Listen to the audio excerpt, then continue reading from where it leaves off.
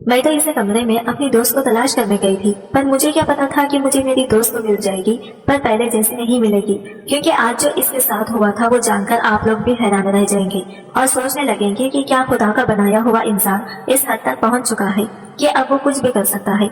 मैं आप लोगों को ये सच्ची कहानी सुनाने से पहले इतना जरूर कहना चाहती हूँ कि अब ये समाज समाज नहीं रहा, इसे समाज कहना छोड़ दें। अब ये एक जंगल है और जो यहाँ पर शिकारी नहीं होता है वो यहाँ पर शिकार होता है। और मेरी दोस्त के साथ भी यही हुआ था, क्योंकि वो खुद शिकारी नहीं थी, इसीलिए शायद शिकार हो गई। इसका नाम माला था। वो बहुत ही ज्यादा सुंदर और खूबसूरत थी। इसकी बड़ी बड़ी आंखें मुझे बहुत अच्छी लगती थी। इन आंखों में बड़े बड़े ख्वाब भी थे और उम्मीदें भी थी। वो अपने परिवार वालों के लिए, अपने देश के लिए कुछ करना चाहती थी।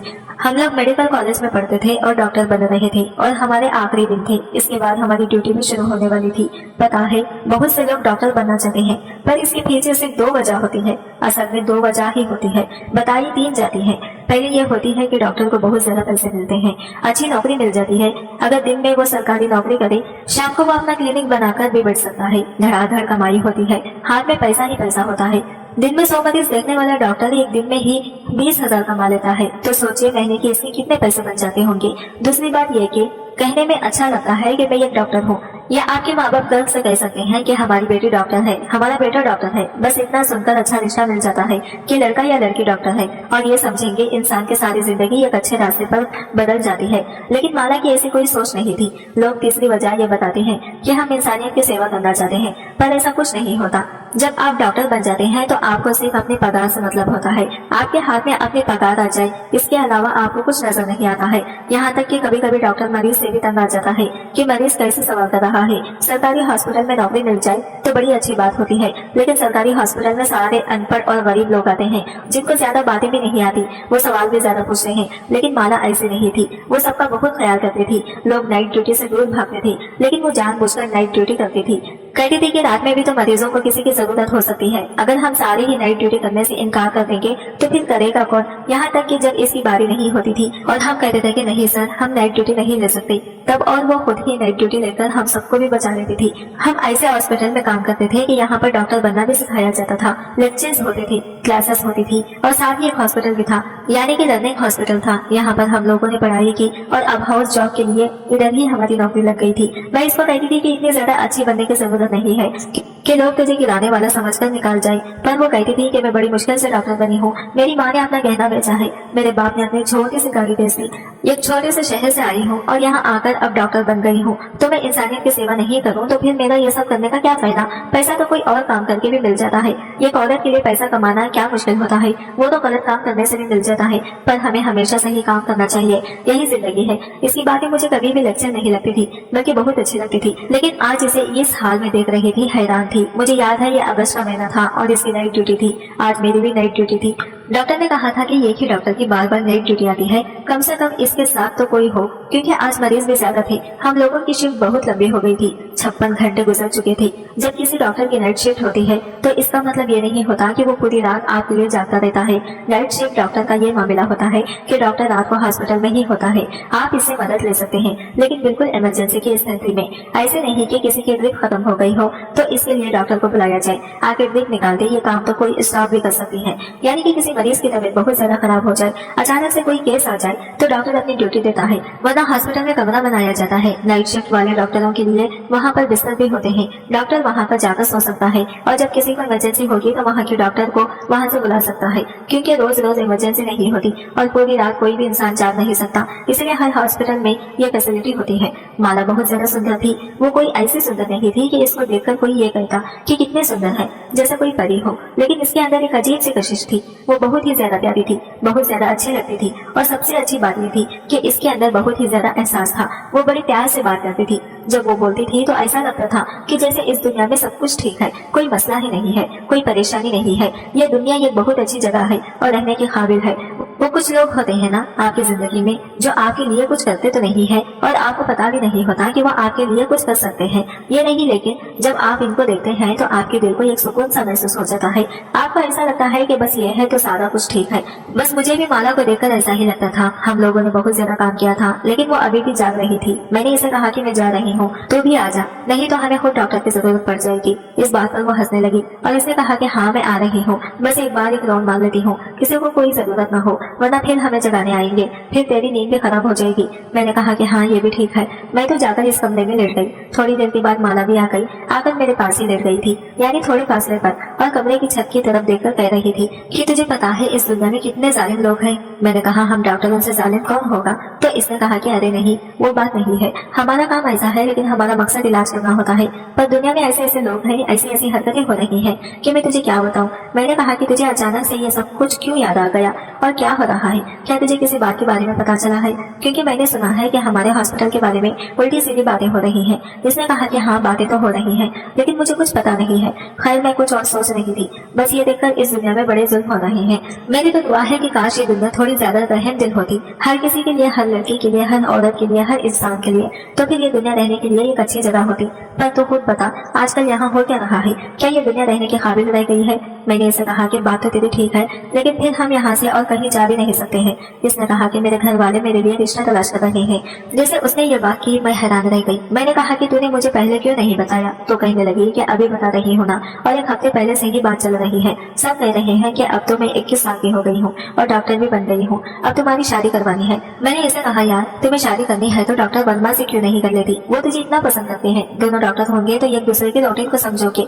माला कहने लगी कि ये सारी बातें होती हैं कि दो लोग एक फील्ड से हो तो एक दूसरे का एहसास करते हैं। अरे जिसने एहसास करना होता है ना, इसका फील्ड से होना जरूरी नहीं होता, वो वैसे ही एहसास कर लेता है। और जिसने एहसास नहीं करना होता वो चाहे फील्ड का हो जाए, जिसको पता हो कि आपकी रूटीन क्या है, वो फिर भी एहसास नहीं करता। मैंने इसे कहा कि तू बातें बड़ी अच्छी करती है, लेकिन तेरी बातें हमेशा सच होती हैं। ऐसा ही है, पर फिर भी वो आदमी बुरा नहीं है। इस बात पर माला ने कोई जवाब नहीं दिया। डॉक्टर वर्मा हमारे हॉस्पिटल का सबसे सुंदर डॉक्टर था। सारा स्टाफ डॉक्टर सब इसे देखकर आंखें भरती थी और कहती थी कि अभी इसकी शादी नहीं हुई है, पता नहीं वो खुशकिस्मत लड़की कौन होगी जिसके साथ इसकी शादी होगी। एक दफा तो माला भी कहा था कि देखने में बहुत सुंदर है, लेकिन अभी माला इसके नाम पर ही थोड़ी सी गुस्से में नजर आने लगी और इसने जवाब भी नहीं दिया। हम इसी तरह बातें करते करते थोड़ी देर को सो गए। बीच रात मेरी आंख खुली तो मैंने देखा कि माला अपनी जगह पर नहीं थी। मुझे लगा कि कोई इमरजेंसी हुई होगी तो वो उठकर चली गई होगी। हम डॉक्टर जितना थक के सोते हैं, एक दफा आंख बंद कर ली तो फिर सुबह ही पता चलता है कि अच्छा सुबह हो गई। ऐसा लगता है कि 4 सेकंड ही हुए हैं और ऐसी नींद नहीं लोगों को आती है जो बहुत ज्यादा मेहनत करते हैं, और हम भी तो मेहनत का ही काम करते थे। मैंने देखा वो वहाँ पर नहीं थी। मैं मुंह इस तरफ के सो गई। थोड़ी देर के बाद जब मैं बाहर निकली, मुझे किसी मरीज ने नहीं बुलाया था। मैं इसका काम करके आसपास देखने लगी कि माला कहाँ गई है, लेकिन वो मुझे कहीं भी नजर नहीं आ रही थी।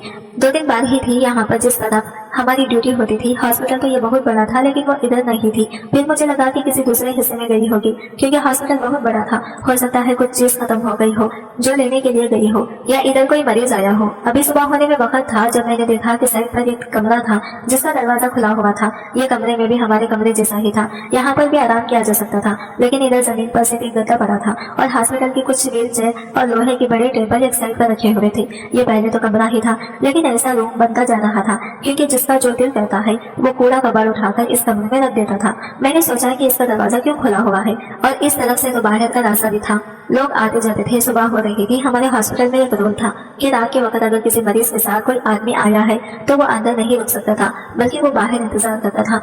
लेकिन जब सुबह के 6 o'clock बजते थे तो सुबह के 6 o'clock से लेकर रात के 9 o'clock बजे तक आदमी लोग भी अंदर आ सकते थे। इसलिए मुझे सोचा कि मुझे ये कमरा बंद कर देना चाहिए, क्योंकि ये ना हो कि इधर से कोई आए और कोई लोहे की चीज उठाकर सीधा ही निकल जाए, किसी को पता भी नहीं चलेगा। क्योंकि कुछ एक हफ्ते से हमारे सारे हॉस्पिटल के सीसीटीवी कैमरों को बंद कर दिया गया था, जबकि आज तक ऐसा नहीं हुआ था। बताया जा रहा था कि कैमरे खराब हो गए हैं, इसलिए दोबारा से नए लगवाने पड़ेंगे। खराब कैमरे चलाने का कोई फायदा नहीं, इसलिए बंद कर दिए गए हैं। मैं उस कमरे का दरवाजा बंद करने लगी थी। जब मैंने सामने का मंजर देखा, मुझे कुछ अजीब सा दिखाई दिया। 4 सेकंड में ऐसे खड़ी थी कि जैसे मेरे अंदर सांस नहीं है, और फिर मैंने अपनी पूरी ताकत लगाकर अपने हलक के अंदर से वो चीख निकाली जो मेरे सीने में ही दबकर रह गई थी, और मैं बुरी तरह से चिल्लाई। मेरी चीखों की आवाज सुनकर वहाँ स्टाफ आने लगा, और जब उन्होंने भी सामने देखा कि यहाँ क्या मामला है तो वो मुझे वहाँ से दूर ले जाने लगे, जबकि मैं आगे आगे बढ़ने लगी, पर वहाँ मुझे वहाँ से दूर ले गई। मैं पागल की तरह चिल्लाई थी, माला माला उठो, माला उठो। मुझे नहीं पता था कि वो जिंदा है या नहीं, लेकिन दूर से देखने से ऐसा लग रहा था कि जैसे वो बेहोश हो गई है। मैं खुद डॉक्टर थी, अगर मेरी दोस्त को कुछ होता मैं क्यों ना इसकी मदद करती, लेकिन इन लोगों ने मुझे मदद भी नहीं करनी दी, चेक भी नहीं करने दिया, देखने भी नहीं दिया। बस वही जो मैंने एक नजर देखा था, इसके बाद ये लोग मुझे वहाँ से ले गए। मैं बहुत ज्यादा परेशान थी। इसके बाद मुझे इस तरफ जाने नहीं दिया जा रहा था। सुबह हो गई थी और माला कहीं पर भी नहीं थी, क्योंकि माला शायद अब मुझे कभी दिखाई भी नहीं देती थी, मुझे कभी नजर नहीं आती थी। वो शायद कभी किसी की मदद न कर पाती, किसी के जख्मों पर मरहम न रख पाती, क्योंकि अब वो इस दुनिया में नहीं थी और वो इसी कमरे में ही पड़ी थी। इसके साथ क्या हुआ था यह अभी तक नहीं पता था, लेकिन इसकी हालत बहुत बुरी थी। इसके शरीर पर कोई कपड़ा नहीं था। मुझे वहाँ से भगा दिया गया था और अब मुझे कहा जा रहा था कि तुमने इस मामले में कुछ नहीं बोलना, नहीं तो तुम्हें निकाल देंगे। हमें लगता है कि डॉक्टर माला ने खुदकुशी कर ली है, यानी कि इसने आत्महत्या कर ली है और अपने आप को खत्म कर लिया है। पर ऐसा कैसे हो सकता था? वो इतना बड़ा कदम नहीं उठा सकती थी। वो एक बहुत ही अच्छी और जिंदगी से भरी हुई लड़की थी। वो कभी भी नाउम्मीद की बातें नहीं करती थी। इसकी जिंदगी की कुछ वक्त थी और मुझे रात को बता रही थी कि मेरी शादी होने वाली है, मेरे माँ बाप मेरे लिए रिश्ता देख रहे हैं। ऐसे में वो क्यों अपनी जान को खत्म करेगी? और अगर इसने आत्महत्या की थी तो फिर इसकी ऐसी हालत क्यों थी? मुझे भी सही तरीके से पता नहीं चल रहा था, कोई बता नहीं रहा था। लेकिन थोड़ी देर के बाद ये खबर पूरे हॉस्पिटल में आग की तरफ फैल गई और मेरे कानों तक भी पहुंच गई थी। वो खैर ये थी कि डॉक्टर माला के साथ बहुत बुरा हुआ है और ये बुरा करने वाला कोई 8 से 10 लोग हैं। कहाँ गए हैं किसी को पता नहीं है। डॉक्टर माला इस दुनिया से जा चुकी है और हॉस्पिटल वाले ये कह रहे हैं कि डॉक्टर माला ने आत्महत्या कर ली है। मेरे दिल पर क्या गुजरी थी मैं जानती थी। मुझे ऐसा लग रहा था कि जैसे जो कुछ माला के साथ हुआ वो माला के साथ नहीं बल्कि मेरे साथ हुआ है। हॉस्पिटल में ऐसे लोग अंदर आ सकते हैं और इसके साथ ही ये सब कुछ हो सकता है। मुझे भी बुलाया गया और कहा कि तुमने अपनी जबान नहीं खोलनी है, तो तुमने इसके मामले में कुछ भी कहा, क्योंकि अगर तुम अपनी जबान खोले और किसी को भी कुछ बताया तो हमारे हॉस्पिटल का इमेज बहुत खराब हो जाएगा। यहाँ पर ना तो कोई पढ़ने के लिए आएगा और ना ही कोई डॉक्टर करेगा। अगर तुमने कोई भी शिकायत करने की कोशिश की, हम तुम्हें इस हॉस्पिटल की नौकरी से निकाल देंगे और तुम्हारे खिलाफ केस बनाएंगे कि तुम अच्छी डॉक्टर नहीं हो। तुम्हारे हाथों में कोई मरीज खत्म हुआ है, फिर तुम्हें किसी और हॉस्पिटल में भी नौकरी नहीं मिलेगी। मैं भी माला की तरह गरीब घर से ही थी और अपने माँ बाप का जीवन बेचकर डॉक्टर बनी थी, इसलिए मैं चुप हो गई। लेकिन मेरा दिल किस कदर परेशान था और कैसे फटा जा रहा था ये सिर्फ मैं ही जानती थी। जब माला के घर वालों को फोन किया गया तो मैं वहीं पर मौजूद थी। फोन के अंदर से आवाज आ रही थी जब इनको बताया कि आपकी बेटी नशे में डूबी थी और इसने आत्महत्या कर ली है। इसके बाद में ऐसी बात की कि मेरी आंखों में आंसू आ गए। इसने कहा कि मेरी वाली माला की बात कर रहे हैं आप? कैसे प्यार से कहा था इसने कि मेरी माला की बात, और इसकी माला भी इस दुनिया में नहीं रही थी। सर ने कहा कि हाँ इसी की बात कर रहे हैं, इसने आत्महत्या कर ली है। लगता है इसकी जिंदगी में कोई लड़का था जिसके पीछे इसने ये सब कुछ किया है। आप आ जाए इसकी बॉडी कलेक्ट कर लें और हम लोग मजाक नहीं कर रहे हैं। ये तो फिर आपको ये बात बता रहे हैं कि आपकी बेटी माला शर्मा ने आत्महत्या कर ली है। आप लोग आ जाए ताकि बाकी की कार्रवाई हो सके और आपकी बेटी को आपके हवाले किया जा सके, नहीं तो पुलिस केस बन जाएगा। मैं तो माँ बाप के बारे में सोचकर आज तक दुखी हूँ जिनको ऐसी खबर मिली जब वो वहाँ से अपने घर से निकले होंगे, किसी तरह निकले होंगे। क्या वो रो रहे होंगे? क्या ये एक दूसरे से ये बात कर रहे होंगे कि पता नहीं सच है या झूठ? अपनी बेटी को बार बार नंबर मिला रहे होंगे, लेकिन इसका फोन बंद जा रहा होगा। फिर इतना लंबा सफर करके वो लोग यहाँ पहुंचे तो हॉस्पिटल वालों ने बॉडी देने से इनकार कर दिया और कहा कि अभी कुछ बातें हैं जो हम देख रहे हैं। उन्होंने ये तो बता दिया था कि माला इस दुनिया में नहीं है और एक नजर माला को दिखाया भी था। इसके माँ बाप की हालत बहुत अजीब थी, दोनों ही बूढ़े थे। इसकी एक ही बेटी थी और इसके 2 भाई और भी थे। हालत बड़ी खराब थी दोनों की। मुझे इसकी माँ जानती थी, मेरे से पूछने लगी। मुझे जो पता था मैंने बता दिया और ये भी बताया कि हॉस्पिटल वाले मुझे भी धमका रहे हैं, कहते हैं कि आपको नौकरी से निकाल देंगे। उन्होंने कहा कि तुम FIR नहीं करो, हम तुम्हारा नाम कहीं भी नहीं लेंगे। मैं इनको कैसे तसल्ली देती। 3 घंटे का इंतजार करवाने के बाद उन्होंने माला को इसके माँ बाप के हवाले किया और वो वहाँ से इसे ले गई। पोस्टमार्टम भी करवाया गया था। पोस्टमार्टम की रिपोर्ट ऐसी थी कि देखकर आंखों में आंसू आ जाते थे। जिसको भी इस बारे में पता चलता वो हैरान रह जाता था। इसके बाद मैं वापस अपने घर आ गई। मुझे भी बड़ी मुश्किल से छोड़ा था। बार बार मुझे कह रहे थे कि किसी को कुछ बताना नहीं और मेरा जो फाइनल बयान लिखवाया था इसमें मुझसे ये लिखवाया गया था कि मुझे कुछ भी नहीं पता। मैं तो सो रही थी, माला भी कमरे में सो रही थी, लेकिन सोने से पहले वो ये कह रही थी कि मैं आत्महत्या करना चाहती हूँ। जब मैंने पूछा तो इसने बताया नहीं कि क्या वजह है और इसके बाद जब मैं सुबह उठी तो वो आत्महत्या कर चुकी थी और मैंने इसे कुछ ऐसी हालत में देखा था। मुझसे ये बयान ले लिया गया और मैंने भी दे दिया क्योंकि मैं भी अपने माँ बाप की इकलौती बेटी थी। क्या मैंने अपने दोस्त के साथ गद्दारी की थी? शायद हाँ, मेरे दिल पर 2 बोझ था। एक तो ये कि मेरी दोस्त इस दुनिया से चली गई, वो भी ऐसे बुरे तरीके से, और दूसरा बोझ जो मेरे दिल पर था वो ये था कि मैं इसके लिए कुछ कर नहीं सकी। उल्टा मुझे अपनी बयान भी बदलना पड़ा।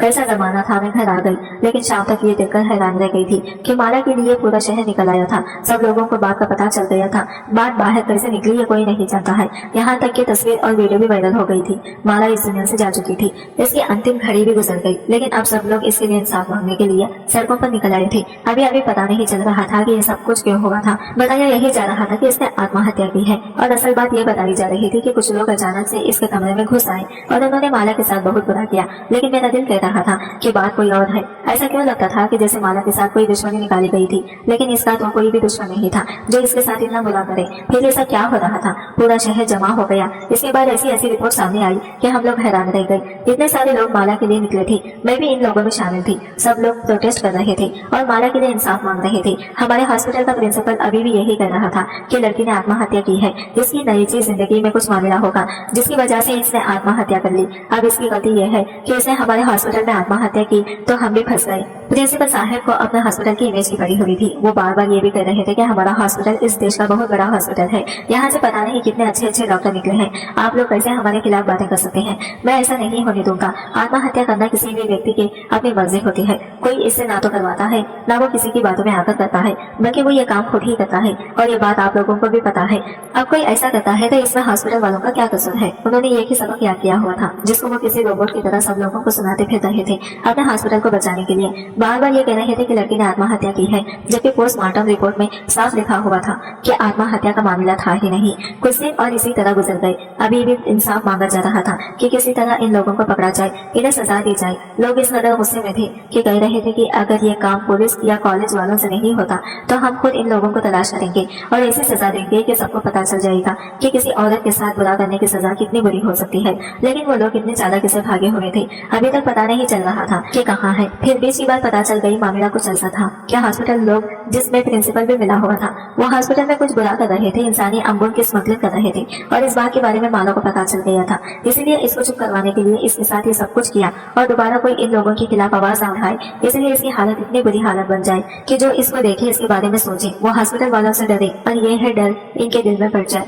कि इनके खिलाफ जो भी कुछ बोलता है इसके साथ यही होता है। आज इस बात को 10-12 दिन हो गए हैं, हम अभी भी माला के लिए इंसाफ मांग रहे हैं, सड़कों पर निकल रहे हैं। हैरान होंगे कितने लोग हैं जो इसके लिए सड़कों पर निकले हैं। मैं तो सोचती थी कि शायद इंसानियत खत्म हो गई है, कोई किसी के लिए नहीं निकलेगा, लेकिन सिर्फ अपने देश के लोग ही नहीं, आसपास के लोग भी जो दूसरे देशों में रहते हैं, जो इस चीज को समझते हैं, जो हमारी जबान और हमारे कल्चर से थोड़े भी करीब हैं, वो भी इस मामले पर बोल रहे हैं, इंसाफ मांग रहे हैं और माला से हमदर्दी कर रहे हैं। इन लोगों को भी फिक्र है, एक लड़की जो अभी दुनिया में तो नहीं है, लेकिन कम से कम इसे इंसाफ तो मिलना ही चाहिए। मेरे दिल पर भी ये बोझ है, मैं इस बोझ को कम करने के लिए ये कहानी किसी तरह आप लोगों तक पहुंचा रही हूँ, क्योंकि सब लोगों को असल बात का पता होना चाहिए, ताकि लोग इसकी मदद करने के लिए बाहर निकले और सब मिलकर आवाज उठाएं, ताकि कुछ ना कुछ हो जाए। माला एक छोटे से परिवार, एक छोटे से शहर से थी, जहाँ से किसी आम लड़की का डॉक्टर बनकर निकलना कोई आसान या आम बात नहीं होती है। इसे इसके लिए बहुत ज्यादा मेहनत करनी पड़ती है। डॉक्टर वही बनता है जो मेहनत करता है, और ऐसे छोटे से शहर से उठकर डॉक्टर बनना यह बहुत बड़ी बात है। कुछ डॉक्टर बहुत ज्यादा बदतमीज होते हैं, मरीज के साथ बदतमीजी करते हैं, इसके साथ आए हुए लोगों के साथ बुरी बुरी बातें करते हैं, इनको बाहर निकाल देते हैं। ये नहीं समझते हैं कि कोई भी इंसान को मरीज के साथ आता है, वो हॉस्पिटल को सोच समझ कर नहीं आता। इसे कोनों कोनों में जाकर ये नहीं देखना होता कि यह हॉस्पिटल कैसा है, कौन सी चीज कहाँ पड़ी है। जाहिर है वो अपने मरीज के लिए ही परेशान होता है, लेकिन कुछ डॉक्टर इसे बुरी बुरी बातें सुना देते हैं और कहते हैं कि हम संभाल लेंगे, आप यहाँ से चले जाओ। मुसीबत तो वही होती है ना जो आपके अपने ऊपर होती है, दूसरे की मुसीबत तो आपके लिए कुछ नहीं होती। दर्द तो वही होता है जो खुद को होता है, जो दूसरे को होता है वो दर्द थोड़ी होता है, वहाँ तो नाटक होता है। इसी तरह के डॉक्टर भी होते हैं और हर इलाके, हर शहर, हर देश में होते हैं। हम सब जानते हैं कि हमारा भी कभी ना कभी ऐसी डॉक्टर से पाला जरूर पड़ा, लेकिन अगर मैं माला की बात करूँ तो मैं अभी भी ये सोच कर रो रही हूँ कि ये तो वो बहुत अच्छी डॉक्टर थी, और फिर वो कितनी ज्यादा अच्छी डॉक्टर थी। वो सिर्फ डॉक्टर ही नहीं थी, इसे इंसानों से प्यार था। वो कहती थी कि मैंने सबकी सेवा करनी है,